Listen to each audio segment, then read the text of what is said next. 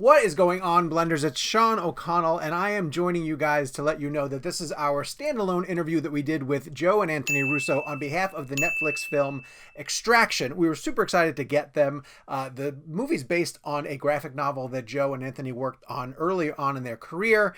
They are bringing it to Netflix with collaboration from some people who work with them on the Avengers movies.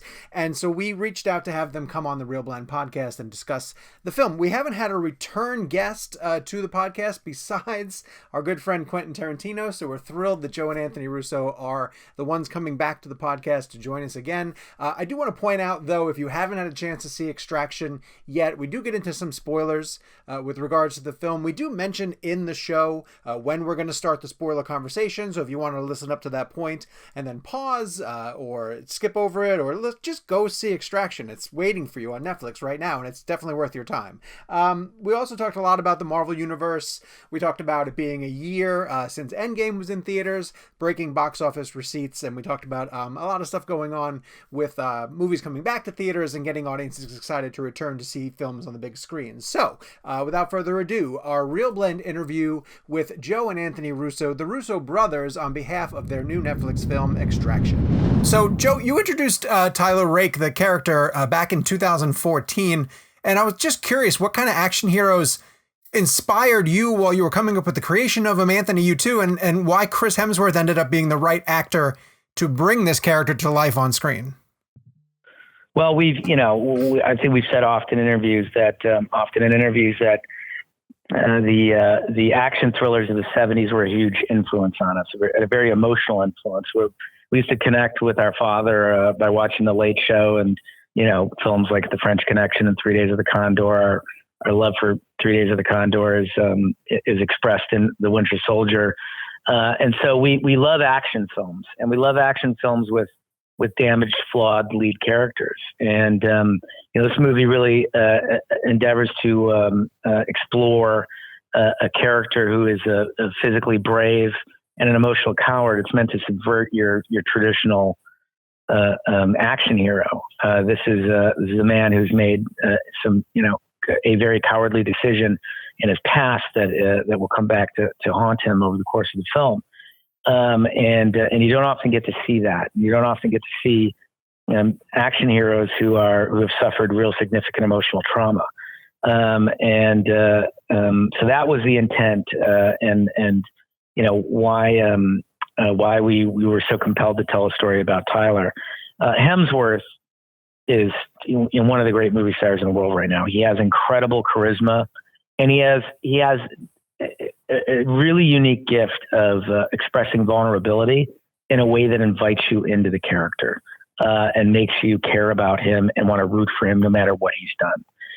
And I think that was very important with this character. He's also really committed on a physical level. When we did the Marvel films, we were very it was a priority for us to have the actors actually executing as much of the action as possible. And Sam Hargrave, who worked with us on all the Marvel films and directed Extraction, demands the same thing. And he really put Chris through very intense training for this movie. It was certainly the hardest thing, I think, that physically that Chris has done in his career, but I also think that this is his best performance. I think he's exceptional in the film. Joe and Anthony, this is Kevin McCarthy. I just want to say, one, I miss you guys, and two, it's really great to hear your voices. Before I get to my question, I just wanted to say I miss you guys. So great to talk to you, man. guys. We miss you too, buddy. We miss you to hear your voice as well. Yeah. Well, first, the 12-minute oneer is insane. I've watched all the behind-the-scenes footage you guys have been posting on Twitter and Instagram. So I wanted to ask you, aside from the Extraction oneer, for each of you, what is your favorite oneer of all time outside of this one, and why? Oh, that's a good question. Favorite oneer. You want to go first, Anth, or you want me to go first? I can go. I'll go first. It's not an action oneer, but I mean, there's a lot of great ones, but I think the one that had like the biggest impact on me, and it just must have been where I was at the time when I saw it, is the Goodfellas oneer in the club, the Copacabana oneer. And there's just something so interesting. There's just something that's so elegant about it, and it was just very visceral and elegant, and it sort of brought that whole moment to life in a way that's, that was kind of unforgettable. Anyway, I'd pick that. What about you, Joe? I think that that reintroduced Warner's in a pop culture context, the Goodfellas Warner. It was one that it was the first time I remember that being a collective conversation rather than a film snob conversation. I would say for me, Old Boy. I think the fight at the end of Old Boy is my favorite. Yes, the tracking shot. That shot is so unbelievable. Every time I watch it, I'm like, how did they pull this off in one shot? It's insane. Same here, yeah. No, it's staggering, and there's real physicality in it. I mean, it's intense. I can't imagine that everyone that shot unscathed, because it's very physical. Hey guys, Jake Hamilton talking to you from Chicago. Good to talk to you guys again. Joe, my question's for you. I want to talk about the difference between writing when you know that you guys are going to be the director versus writing when you're writing for someone else to direct. And sort of about like, do you ever get nervous whenever you write something and you know that you're directing, you know what you can and cannot pull off as directors. But when you're writing for somebody else, you kind of have to write a sequence just sort of hoping and praying that a director can pull it off the way you hope they can. Is it a little bit more nerve-wracking writing a sequence, whether it be an action or a drama sequence, when you guys aren't going to be the ones behind the camera? We tend to only put pen to paper when we're intimately involved with the project. So it's not we're not traditionally write for hire guys. It's because we're emotional and passionate about the material. And when we do something like this, it's with someone that we love collaborating with, like Sam Hargrave. We've been collaborating. Anthony and I have been collaborating for 25 years. So every day we have to get out of bed and defend our ideas to each other. And we become very available and open to collaboration with our crews and cast and have for years. And we find that very rewarding as a filmmaker because lots of great ideas come from very unexpected places. So the same is true when you're working on a script here with someone else who's going to direct it. It's just a level of collaboration where you're trying to communicate your vision to a writer, as a writer to them, and they're communicating their vision as a director back. It's unique because we're also producing the film and we have a core creative relationship with Sam. So I found that this was a great experience because scripts are living documents. They have to be organic. They have to change because what you write in your imagination, once you start to execute that in your locations and you're looking at where you're physically going to be executing the storytelling, it changes what you had in your imagination. It can improve it. It becomes more real. And so as Sam was scouting locations in India and Thailand, he would be communicating them back to me, and then we would be incorporating them into the script so that everyone on the film knew exactly what his vision was for the movie. Guys, lately, as we've been getting through films in major action franchises, whether they be the John Wick franchise, the 2 Raid films, we're getting to the point with action where you get to a huge body count. And you just start to like ask yourself, is someone keeping track of the amount of people who are getting wasted in this movie? And halfway through your film, I thought there has to be someone tied to the production who in the notes somewhere has an accurate running body count for this movie. Did anyone keep track? How do these look on the page? Do you get to a point where you think like we're throwing too many enemies at Hemsworth? Well, there's for us, it's certainly a hyper adrenalized story, and that's what we liked. We wanted something, super aggressive. It's about corrupt patriarchy and the Stamets character. And so we really wanted to put him in a pressure cooker, an intense tension and heightened level of action. We do, everyone keeps track. I think there was something called the Carnage document that they would keep track of everything that happened in the film. I can't remember who was keeping track of it or where it went, but I know it came across in my emails at one point. I want that on the Blu-ray, please. Yeah. Joe and Anthony, I've told you guys numerous times that probably one of the greatest theatrical experiences I ever had in my entire life was being in that room when Endgame played at the premiere. And there's nothing better or greater than the theatrical experience. I'm so excited to see Cherry. I can't wait to see what you guys are doing there with that film. And I just wanted to get your opinion as producers. I know you've already been asked about when theaters are going to reopen and things like that, but you look at the slate of the schedule for the rest of the year and you still see that a film like Tenet, for example, is still sitting sitting there on July 17th. And I was just curious from a producer standpoint, does that give audiences some type of hope that there may be theaters opening in time for July? I mean, just what are your thoughts on a film like that just staying there on July 17th, knowing what we know? It's very complicated. I think you're going to see a lot of movies shift off of dates in the summer. It's very hard for a studio that has spent a couple $100 million on a film and then have to spend a couple $100 million promoting it to then put it in a theater where they're going to have to be social distancing practices, which means that the theater cannot be completely full, right? And in fact, maybe less than half full. That's just difficult economics for a studio. That means they're going to lose money on that film most likely. So I just think it's, everyone's just going to play it by ear. I think that, you'll find things moving a few weeks out once the advertising spend has to really hit. It's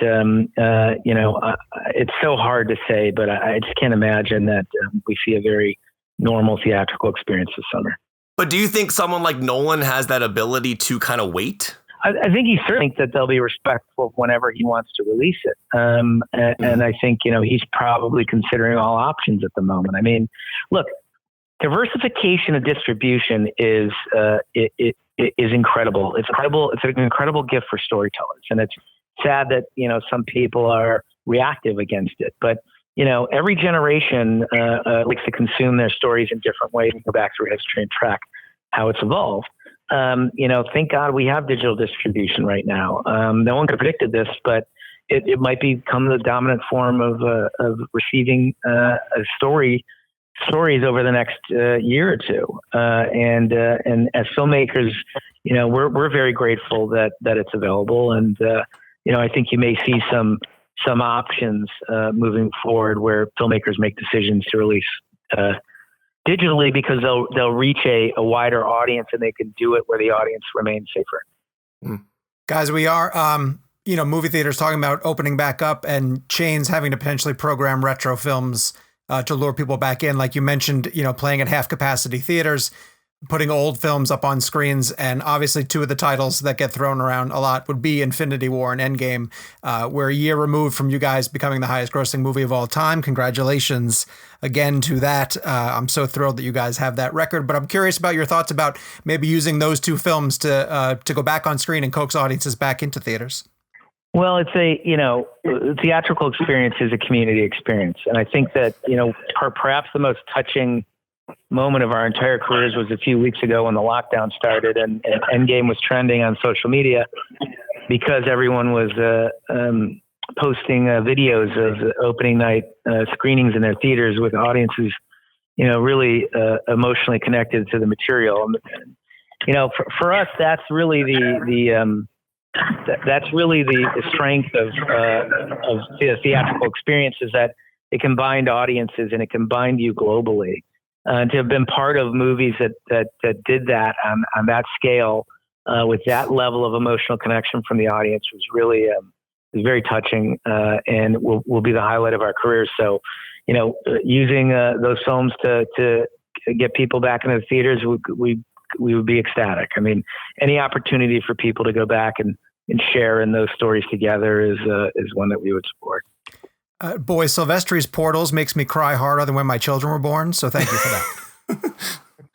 For sure. By the way, that was the last piece of score delivered for the movie. It was right at the right up to the last minute because he kept refining it until it was just perfect. Wow. Guys, speaking of Endgame, I think Tony's death is probably one of the most emotionally affecting pop culture deaths that I think I've ever experienced. The second that the Endgame was over and people started looking forward to Far From Home, people start questioning, are they going to bring Tony back in some way? A lot of people were predicting that they were going to bring him back as like an AI or kind of like the new Jarvis. And I was almost getting mad because I thought no, let Tony be dead. Let that sacrifice sink in for a second. And people are still talking about these hypothetical ways that they could bring back Tony Stark. If they were to do that, if Marvel or a writer were to find a way to bring Downey back, is there any part of you guys that would be a little disappointed? Do you feel like that would sort of dilute the power of that moment that you guys built up for so long? I mean, look, it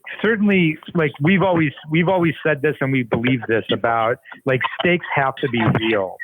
And if they're not real, like, you know, the audience's emotional investment in the moment, in those characters, in the narrative is only is contingent upon them feeling like there's potential, there's something to be lost. So we, you know, in all of our storytelling, even though those Marvel movies, a lot of the story was difficult, we wanted to commit very hard to that idea. So to answer your question, I think, like, it would be within the context of that. It depends how he was brought back. It depends what the storytelling is. But I mean, it's certainly something that has to be earned. It certainly has to be something that would surprise and shock audiences. That you can't simply just bring him back. There would have to be a really compelling, innovative, unpredictable narrative event to find your way there in order for it to be worth it. One of the things that I loved about Extraction was that moment with David Harbour and Chris Hemsworth talking about getting old, and just like I loved their conversations and I loved their fight scene. With David Harbour obviously being a major part of Black Widow, I was actually just genuinely curious from a director's standpoint. With Endgame specifically, I know you were doing that movie to end that storyline, but because Black Widow is a prequel, I was curious if you had to add anything into your movies, to Infinity War or even Endgame, that would align with the story that's going to be told in Black Widow. And have you even seen Black Widow yet? We haven't seen Black Widow yet, and we did not have to add anything to the storyline. I think they started work on that script after Endgame was completed, so they retrofit according to what happened in Endgame. But I think it's fascinating. I think it's a very cool idea to tell a story through a prequel. Very rarely do you go backwards in a narrative. And that's an interesting concept to us. Guys, there were so many moments in honestly all of your Marvel films where it just felt like you saw me playing with all my action figures as a kid and like imagining all of these like incredible moments. And I'm curious, like obviously they're all earned in the films, but I'm curious, were there any really cool, incredible, fun, unbelievable moments that you guys thought of and thought, oh, that would be cool if we could do this, but then they just didn't end up finding their way into the story? Oh, wow. Oh, man. I mean, there were thousands of moments. I mean, if we collected all the storyboards and all the previs that we cut out of those 4 films, we could make 2 more movies out of them. So please do. There was an entire action set piece with Black Widow and Hawkeye that was cut out of Endgame. That was really cool. I love the boards for it. There's many of those sequences. I'm trying to think. Yeah, there was a whole Captain America: Winter Soldier actually opened with a battle during World War II in one of the drafts. That was a massive battle that ended with a significant moment for Cap that then fed into the story, and then we ended up cutting that about 2 months before shooting. Guys, I'm going to bring it back to Extraction also, and just know that when this interview posts on the ReelBlend podcast, it's going to be after the film is opened. So by then, hopefully a lot of people have checked it out. They'll have reached your ending shot, which I won't reveal here, but it's ambiguous. And I'm curious about the fact that, knowing your guys' experience with franchises and sequels, if this feels like the beginning of something you'd like to launch and continue to explore, or if it was always meant to be a one-off story. We wanted to create a character with enough emotional texture, and which is why we love the trauma angle, the emotional trauma angle with him. We think it dimensionalizes him. So we feel like there are more stories that you could tell with him, Tyler, as a character. And we think Hemsworth's performance is so fantastic that we would certainly want to see him in more stories. It's just a function of, is there the right story to tell with that character? So that last shot is intended to be poetic. Who's to say if we told a story whether we would go backwards or forwards with it? Is he really dead? Is this an emotional moment for the boy? Is it just meant to convey a sense of hope that he had a guardian angel watching over him, and now he's got a chance at normalcy moving forward? So we like the poetry in that shot and its ambiguity. Joe, I'll end on this. I think the bridge sequence in this movie is just insane. It reminded me of the intensity that I felt watching the bridge and highway sequence in Winter Soldier, which is still my favorite scene ever in the MCU, next to Infinity War's ending and obviously Endgame. I was curious about writing that scene in regards to the difference in directing the bridge scene you did in Winter Soldier and then having the R rating here to be able to kind of play with that. And could you imagine your bridge scene from Winter Soldier having an R rating? Like, how would you play with that? Yeah, I mean, there is we like intensity. We like visceral action. This certainly, as I said, this movie is very heightened and hyper-adrenalized. But, I thought Sam did an incredible job with the bridge sequence. The intention was, and we relate as movie fans. We always relate back to moments in theaters that we had as well that inspired us. We've talked about Empire Strikes Back with our Marvel films. We've also talked about the bank heist in Heat for Winter Soldier, and that bank heist in Heat for me was my favorite 10 minutes that I've ever had in a movie theater. I've never felt so front row in an action sequence in my life, and so visceral and connected to what was happening on the screen and the way that it was shot and the performances. And to a certain extent, we chase that feeling, and we want to give that feeling back to audiences the way that we had it. So that bridge sequence is an homage to the bank heist in Heat, that level of first person intensity that you feel hanging over the shoulder of these characters as they fight their way in a life and death fight to get across this bridge and save this boy. So, and having the R rating certainly helps because it allows the viscera to heighten it. It allows us not to pull our punches. I don't know that we would have changed much about the bridge sequence in Winter Soldier. I don't know that an R rating necessarily would have helped it, only in that the tone of that movie is so specific that bridge sequence works really well as a complement to what's going on in the rest of the film and the way it's executed. Well, Joe and Anthony, you talk about chasing a feeling, and I think I speak for all three of the podcast hosts here when I mentioned that we've been chasing after an interview feeling that we had with you guys shortly after Endgame. I don't know if you remember, but Kevin and I did an interview with you guys at his station where we got to talk about spoilers, and that was so important to us as an interview. We were so thankful you guys gave us that time, and literally we approach each interview now with anyone that we're doing with to try to achieve that level of personal interaction and bringing good questions. And so we cannot thank you enough for coming back around to the show. We're so happy to have you guys on to help promote Extraction and come back anytime, please. We really appreciate it. Awesome. You guys always have incredibly thoughtful questions, and we love talking to you. So thank you. Awesome. Thank you, guys. Talk soon. Naturally, we want to thank Joe and Anthony Russo for coming back on the ReelBlend podcast. They are invited anytime that they want to join us. If you want to listen to the full episode that they are part of, make sure you find ReelBlend wherever you download podcasts. And if you want to just catch up on all the past guests that we've been able to have, we've got a lot of people join us recently, from Michael Shannon to Alicia Silverstone, a ton of really interesting guests as they come and talk about their latest projects. I also want to plug the fact that the ReelBlend guys put together a t-shirt that we've been selling. It's an exclusive t-shirt that's only going to be available for a few days, but all of the proceeds are going to the Will Rogers Foundation, which is a charity that's set up to help theater employees who have been out of work during this difficult time. We are not taking any money from it at all. All of the proceeds are going directly to the charity. There's a link down in the description that you guys can follow. It'll tell you how to pick up the shirt.